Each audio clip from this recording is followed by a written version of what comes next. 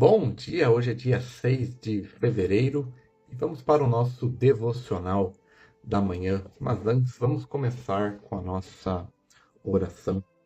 Jesus, Pai querido, que o Senhor esteja presente do começo ao fim deste devocional. Que o Senhor traga para essa live todos que precisam ouvir essa reflexão sobre a sua palavra que encontra em Efésios 6, versículo 18. Espírito Santo, se for necessário, que o Senhor coloque em minha boca qualquer palavra para este devocional. Agradeço por estar conosco nessa manhã. Amém, amém e amém. Vamos lá, o nosso devocional tem como base Efésios 6,18, então vamos ler a introdução da Bíblia Spurgeon da carta do apóstolo Paulo aos Efésios. Perspectiva do livro. A cidade era a capital da região proconsular da Ásia, a cerca de 1,5 km da costa marítima, e era o grande centro político, comercial e religioso da Ásia. Ela era notável por causa de suas duas estruturas presentes no local. A primeira era o grande teatro, o qual tinha capacidade de 50 mil pessoas. E a segunda era o templo de Diana, que era uma das 7 maravilhas do mundo antigo. Ele tinha 104 metros de comprimento e 50 metros de largura, feito de mármore brilhante, suportando por uma floresta de colunas com 17 metros de altura, tendo ficado em construção por 220 anos. Sua grandeza fazia com que ele fosse o centro de influência do culto a Diana, sobre o qual lemos em Atos 19, 23 até o 41. A estátua, com seus muitos seios, era o símbolo da fertilidade da natureza. Próximo de Roma, Éfeso era a cidade mais importante a ser visitada por Paulo. Ela foi chamada de terceira capital do cristianismo, sendo o centro do trabalho na Ásia, através da qual foram fundadas todas as igrejas da Ásia, especialmente as 7 igrejas da Ásia, às quais Jesus enviou as mensagens de Apocalipse. Jerusalém sendo o berço do poder e a primeira capital, e Antioquia, o centro do trabalho missionário, é a segunda. A obra de Paulo em Éfeso, ele a revisitou no retorno de sua segunda jornada missionária, Atos 18, versículo 18 ao 21, deixando Áquila e Priscila lá. Em sua terceira jornada missionária, ele passou 3 anos lá, Atos 20, versículo 31. Durante sua segunda visita, ele influenciou o local e afetou a adoração de Diana a tal ponto que despertou a oposição dos adoradores, fazendo que ele fosse necessário que ele partisse para a Macedônia. Atos 20, versículo 1. No retorno da terceira jornada missionária, ele parou em Mileto, a 48 quilômetros de distância, e chamou os anciões de Éfeso, a quais ele entregou seu discurso de despedida. Atos 20, versículo 16 ao 38. A epístola.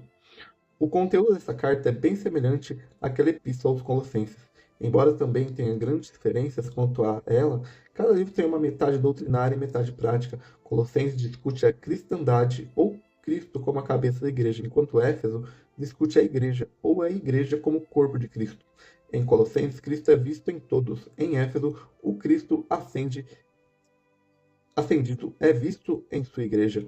Em Colossenses, temos Paulo em uma arena aquecida por controvérsia. Em Éfeso, ele está mediando calmamente sobre um grande tema. Já foi dito que essa carta contém a verdade mais profunda já revelada aos homens, e a igreja de Éfeso era talvez a mais bem preparada do qualquer outra guardiã dessa verdade, dada que longa estadia de Paulo com eles os preparou para ouvi-la e entendê-la. Esta epístola pode ter sido escrita como uma carta circular para ser enviada a muitas igrejas, sendo Éfeso uma delas. Data provavelmente escrita em Roma em 62 ou 63 depois de Cristo. Tema: a igreja, o corpo místico de Cristo.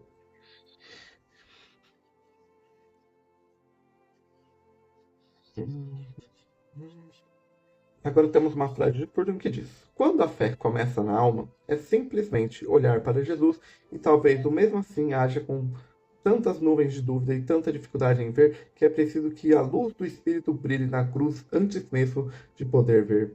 Depois que a fé cresce um pouco, ela passa de olhar a Cristo para ver a Cristo. Pessoa que ficou distante e olhou para a cruz eventualmente ganha coragem e confiança o suficiente para correr até a cruz. Alguns, entretanto, não correm, mas precisam ser puxados antes mesmo de rastejar até a cruz. E mesmo depois que se levantarem, só começam a marcar à medida que se aproximam de Cristo, o Salvador. Neste ponto, a fé vai um pouco mais longe até que possa agarrar-se a Cristo. Começa a ver mais de suas excelentes qualidades e se dedica a Ele pouco a pouco.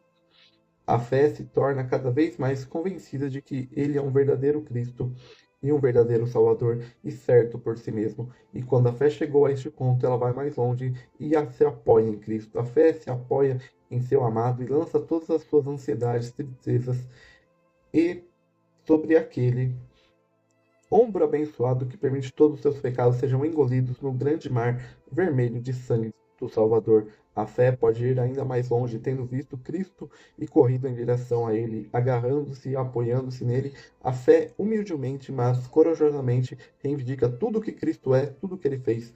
A fé confia somente nisto e reivindica tudo isso a si mesmo. A fé se eleva a plena segurança, nada deste lado do céu traz mais alegria do que isso. E essa é a introdução da Bíblia Spurgeon da carta aos Efésios. Agora vamos ler o nosso devocional da manhã.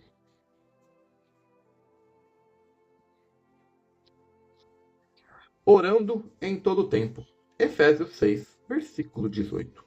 Que multidão de orações tem feito desde o primeiro instante que aprendemos a orar? Nossa primeira oração foi por nós mesmos, pedindo a Deus que tivesse misericórdia e que apagasse o nosso pecado. E Ele nos ouviu, mas quando Ele apagou nossos pecados como uma nuvem, fizeram mais orações por nós mesmos.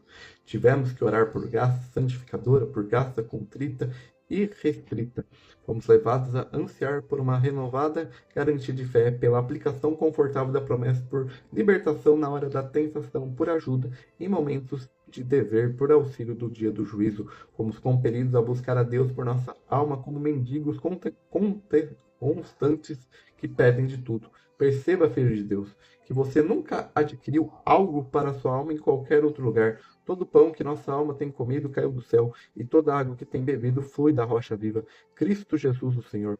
Nossa alma nunca enriqueceu por si mesma, ela tem sido sempre pensionista da magnanimidade diária de Deus. E portanto, suas orações ascenderam ao céu por uma série de misericórdias espirituais e infinitas. Seus desejos foram inúmeros e, consequentemente, os suprimentos têm sido infinitamente grandes, e suas orações tão variadas quanto as incontáveis misericórdias. Então você não se contempla a dizer: eu amo o Senhor porque Ele tem escutado a voz da minha súplica, tanto quanto são as suas orações. Também têm sido as respostas de Deus a Ele. Ele escutou no dia do problema, fortaleceu e ajudou mesmo quando você o desenrolou, tremendo e duvidando do trono da misericórdia. Lembre-se disto e permita que seu coração se encha de gratidão a Deus e tenha graciosamente escutado suas próprias e fracas orações. Bendizei, ó minha alma, ao Senhor, e não te esqueça que nenhum de nós de seus benefícios. Esse é o nosso devocional da manhã. Mais tarde nós temos o nosso devocional da noite. E amanhã nós voltamos com o nosso devocional do dia de todo sábado. Então tenha um bom resto de sexta-feira e até amanhã.